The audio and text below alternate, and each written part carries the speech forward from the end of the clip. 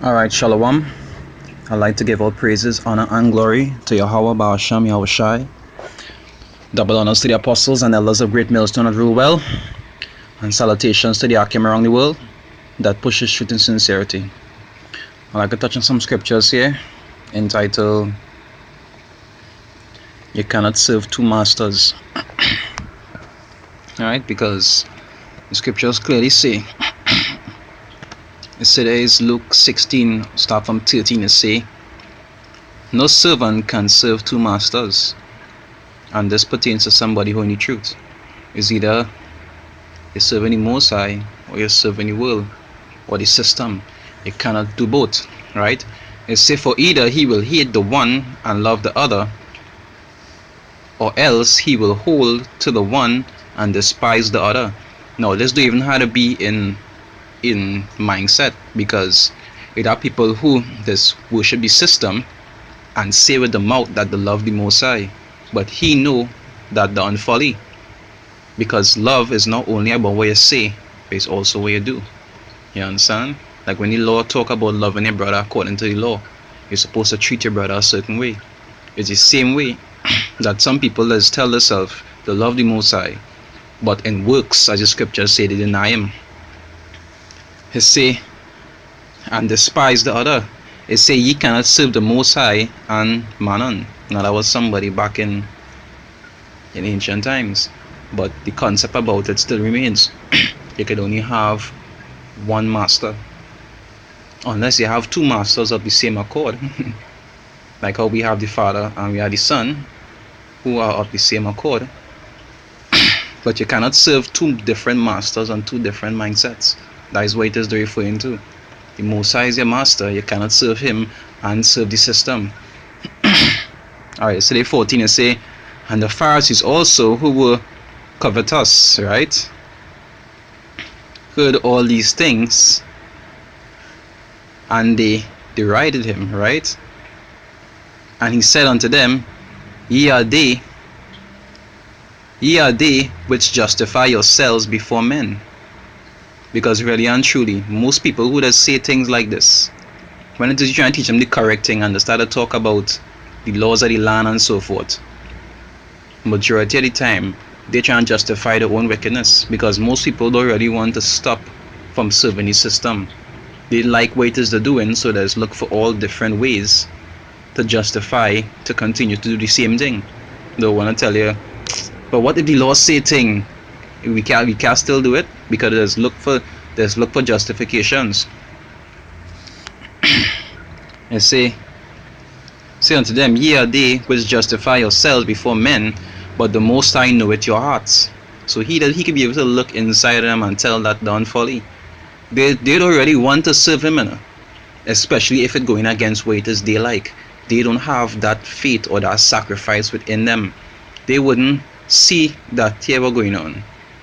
Even though I might like this, it's not something the Most High like, so I would stop doing it. They don't think on that level. They will continue doing it and say flick away with the Most High. They wouldn't say it straight out, but in the actions, that is what they'll mean. Right? But the Most High knoweth your hearts, for that which is highly esteemed among men is abomination in the sight of the Most High. Because this system is opposite to the Most High's order. So it's obvious if something in this system is highly loved, that means in the Most High's sight it's the opposite also. There's where wisdom does come in. It's today Acts 5.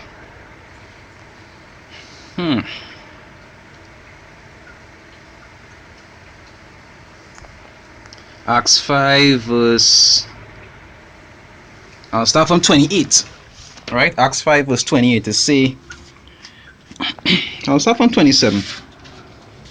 It say, and when they had brought them, they sat them before the council, and the high priest asking them, saying, did not we straitly command you, ye should not teach in this name? No, they the system who was talking to them at that point in time. The heads of the system was telling them to go against the Most High's orders. And that is exactly today, the same thing that has happened. There's create laws and all these different things to turn you against what the Most High really wants you to do. And when that time comes, you just have to make a choice. You have to use your head, because you don't want the Most High to see that you obedient to the system against his order. You understand? You're supposed to be faithful unto death. There's only one master you could have. It's either you choose him or you choose the system.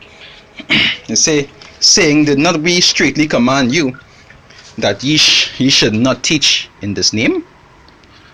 And behold, ye have filled Jerusalem with your doctrine, and intend to bring this man's blood upon us. Verse 29, it said, then Peter and the other apostles answered and said, we ought to obey the Most High rather than men, because they made a choice about who their master was. Their master was not the system, and they was not trying to be conformed to the system also. They was trying to always do what it is the Most High commanded them to do, the best that they could. And that is really how we supposed to be. We're not supposed to be trying to please the people of the system. We're supposed to be trying to please the Most High and trying to get by in the system. So, as I clearly showing you in many different places, you cannot have two masters. At some point in time, you will have to make a choice. And when the time for that choice comes, you don't know where you're for. They say Acts 16. I'll start from 16 and say, and it came to pass, as we went to pray, a certain damsel possessed with a spirit of divination met us, which brought her masters much gain by soothsaying. You understand? She was into the left hand business. The same followed Paul and us, and cried, saying, these men are the servants of the Most High Power, which show unto us the way of salvation. So I'll show you how spiritual these men was. Even a spirit that possessed a woman could have confessed that. You see, and this did she many days. But Paul, being grieved, because I'm sure it was annoying, turned and said to the spirit, I command thee in the name of Yahushua Mashiach to come out of her. And he came out that same hour.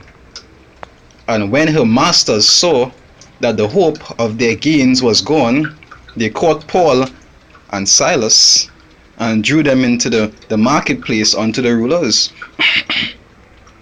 and brought them before the magistrates, saying, these men, being Jews, do exceedingly trouble our city. Now you see our next example here again. They're going around preaching and doing the correct thing, and these men want to afflict them and go against them because they're interfering with the people and them gain. The people wasn't studying to learn unto salvation, you know. They were studying, they could no longer have as much riches as they used to. They say, and teach customs which are not lawful for us to receive, neither to observe, being Romans. So you can see that